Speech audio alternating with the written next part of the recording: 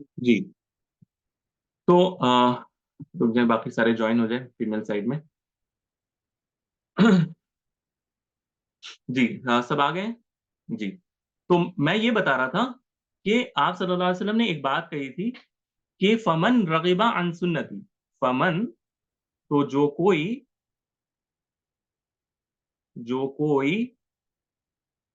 रगबत करे मेरी सुन्नत से, नहीं, यानी जो कोई रगबत करे यानी चाहत करे या उसे एहसास हो कि मुझे सुन्नत पे चलना है, ये नहीं कहना चाह रहे नबी सल्लल्लाहु अलैहि वसल्लम. वो ये कहना चाह रहे हैं कि जो बेरगबती करे, जो मेरी सुन्नत को तर्क कर दे. मन रगिबा अन सुन्नती यानी मेरी सुन्नत से दूर हट जाए, मेरे तरीके से दूर हट जाए, फलईसा मिन्नी, तो वो मुझ में से नहीं है, यानी वो हमारे तरीके पे नहीं है, मेरे तरीके पे नहीं है.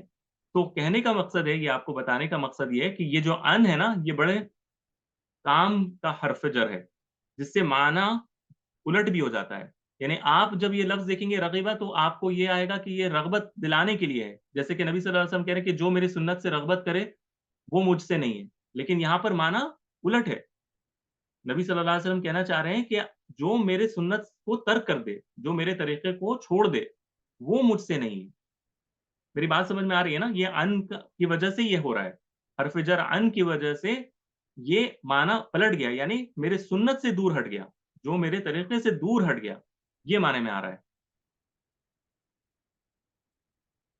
सबको आ गई बात मेरी समझ में? हर किसी ने समझ लिया? ठीक है. मेन साइड में भी सबको? ओ हो, मैं इतनी देर म्यूट पे बात कर रहा था मेन साइड में. अच्छा, मैं दोबारा उनके लिए रिपीट कर देता हूँ.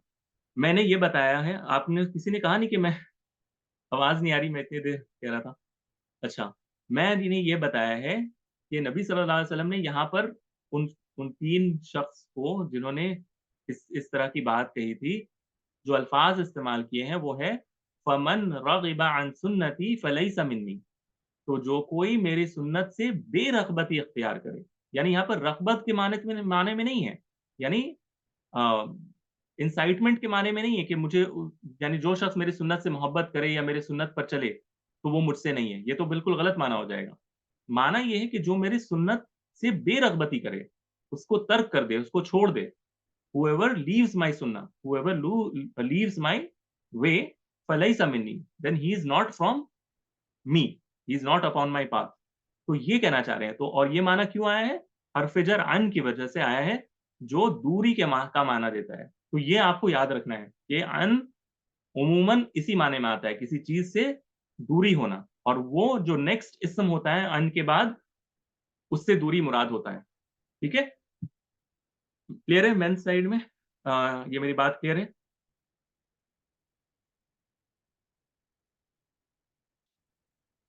जी शुक्रन.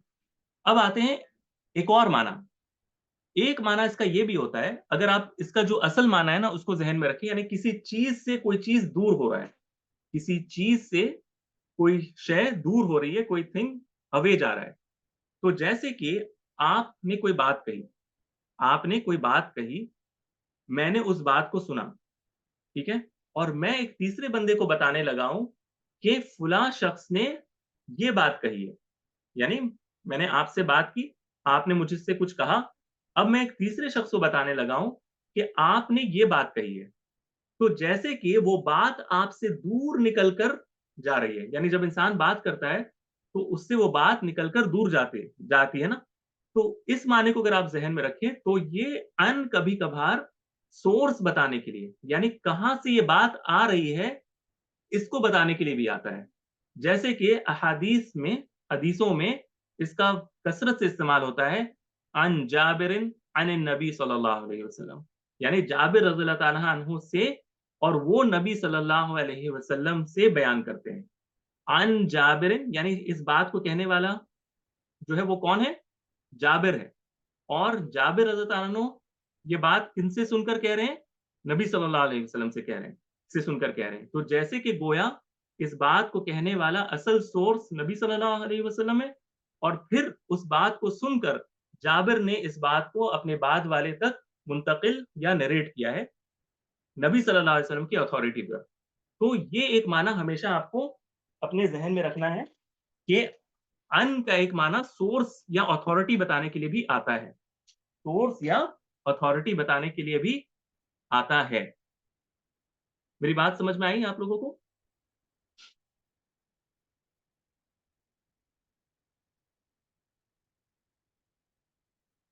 सबको मेरी बात समझ में आ गई?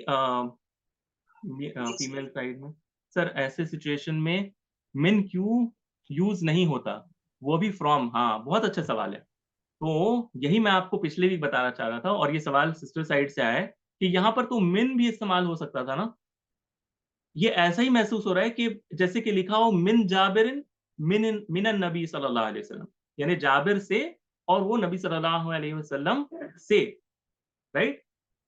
तो जवाब इसका ये है कि मैंने पिछले वीक एक बात बताया था कि बाज दफा एक हरफे जर दूसरे हरफे जर के कायम मकाम होता है, एज इफ वो लिखा हो अन, लेकिन वो बिहेव ऐसे कर रहा हो जैसे कि एक दूसरा हरफे जर लिखा हो। तो यहां पर अन जो है वो मिन की तरह काम कर रहा है। ये भी एक हरफ जर में एक पूरा टॉपिक है, लेकिन मैं इसको आपको इस तरह पेश नहीं करना चाहता कि आप कंफ्यूज हो जाएं कि यहाँ पर अन लिखा है या मिन लिखा है। लेकिन बहुत केसेस ऐसे होते हैं मानी यानी हरफ जर का कुछ माना ऐसा होता है कि वो लिखा होता है अन, वो माना दे रहा है फी का। लिखा है, अभी हम एक देखेंगे कि इंशाल्लाह अगर वक्त ने साथ दिया तो इंशाल्लाह हम एक दो मिसाल देख लेंगे कि जहां पर एक हरफ जर दूसरे माने में इस्तेमाल हुआ है, एक ही हरफ जर दूसरे माने में इस्तेमाल हुआ है, और वो अन में शायद आपको दिख जाए। हम देखते हैं, इंशाल्लाह कोशिश करेंगे उसको दिखाने की, इंशाल्लाह। ठीक है? Did that answer your question, आसिया?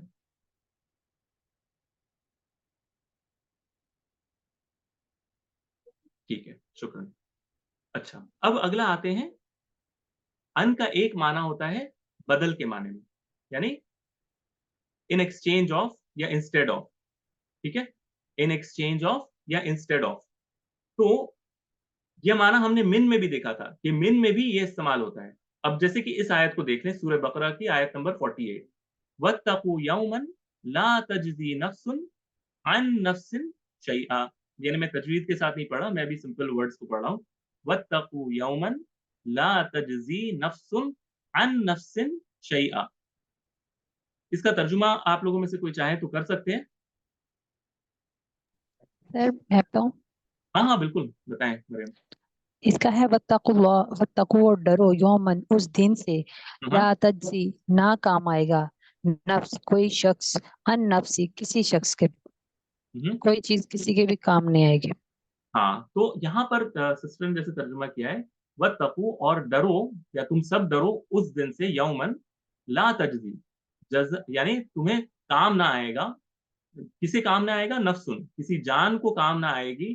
अन नफ्सिन, किसी जान के बदले, किसी जान के बदले कोई भी शय, यानी किसी जान के बदले कोई भी चीज उसको काम नहीं आएगी। तो यहां पर जैसे कि लिखा हो कि इसके बदले में, यानी इस जान के बदले में, यानी दूसरे जान के बदले में किसी को कोई नफा नहीं होने वाला है, कोई उसको फायदा हासिल नहीं होने वाला। यानी ये नहीं होगा कि एक शख्स जो है वो किसी और के बदले अल्लाह ताला उसको सजा दे दे। ला तजजी नफ्सुन अन नफ्सिन, यानी उस दूसरे शख्स के बदले में इसको जो है वो सजा नहीं मिलेगी, और ना इसके बदले में किसी और को सजा मिलेगी या जजा मिलेगी। तो ला तजजी नफ्सुन अन नफ्सिन शैआ। इसका तर्जुमा आप फिर से दोबारा देख लें। वत्तकू यौमन ला तजदी नफ्सुन अन नफ्सिन शैया। यहाँ अन जो है ये बदल के माने में है। ये दूसरा जो शख्स है, दूसरा जो नफ्स है, इसके बदले में पहले वाले नफ्स को या शख्स को कोई फायदा हासिल नहीं होगा। बात आ रही है समझ में? जैसे कि बदल के माने में, इन एक्सचेंज ऑफ या इंस्टेड ऑफ। ठीक है? एक और आप देख लें मिसाल। जैसे कि कोई हेडमास्टर या क्लास टीचर है, वो अपने एक स्टूडेंट से सवाल करता है, ठीक है, और वो जवाब नहीं दे पाता। अब उसका साथी उसके बगल में बैठा है, और उसको वो कहता है कि तुम इसके बदले में जवाब दे दो। तो वो क्या कहेगा? अजिब। ये मैंने क्या लिखा है? अजिब। वो कहता है कि जवाब दो, अन जमीलिक, अपने साथी के बदले में जवाब दो। अजिब अन जमीलिक, अपने साथी के बदले में जवाब दो। तो ये एक माना अन का भी इस्तेमाल होता है, यानी बदले में। جو قرآن مجید میں اور حدیث وغیرہ میں استعمال ہوتا ہے، یعنی بدلے میں. ٹھیک ہے، کسی کا کوئی سوال ہے یہاں پر؟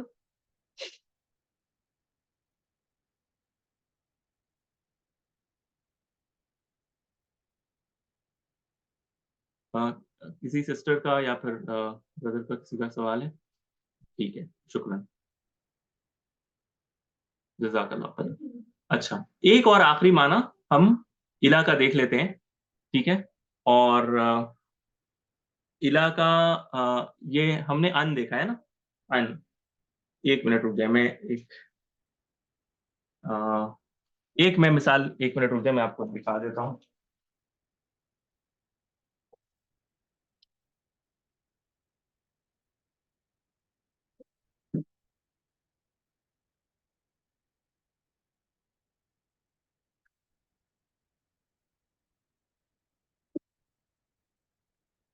جی ایک منٹ رک جائے، میں اس سے پہلے، کیونکہ وہ بات چھڑ گئی ہے تو مجھے لگتا ہے کہ میں ایک مثال آپ کو دکھا دوں تاکہ آپ لوگوں کو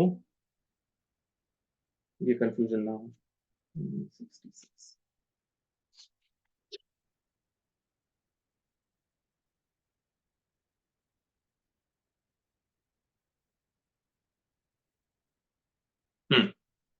دیکھیں ایک مثال، اس سے پہلے کہ ہم دوسرے والے میں جائیں، تعلیل میں جائیں. سورہ الشورى، سورہ الشورى، الشورى شعراء نہیں، شورى، سورۃ الشورى آیت نمبر 25. اس کو آپ دیکھیں، سورۃ الشورى، میں اس کو بھی اپنے پاس بھی نکال لیتا ہوں. سورۃ الشورى آیت نمبر 25 جس میں آتا ہے وَهُوَ الَّذِي يَقْبَلُ التَّوْبَةَ عَنْ عِبَادِهِ، وَهُوَ الَّذِي يَقْبَلُ التَّوْبَةَ عَنْ عِبَادِهِ. سورہ شورى آیت نمبر 25.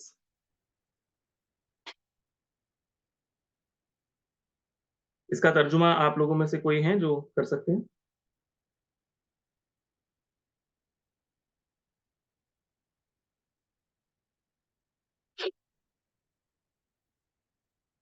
سورۃ الشورى یہ سورہ 42 ہے اور آیت نمبر 25 ہے، 25. وَهُوَ الَّذِي يَقْبَلُ التَّوْبَةَ عَنْ عِبَادِهِ.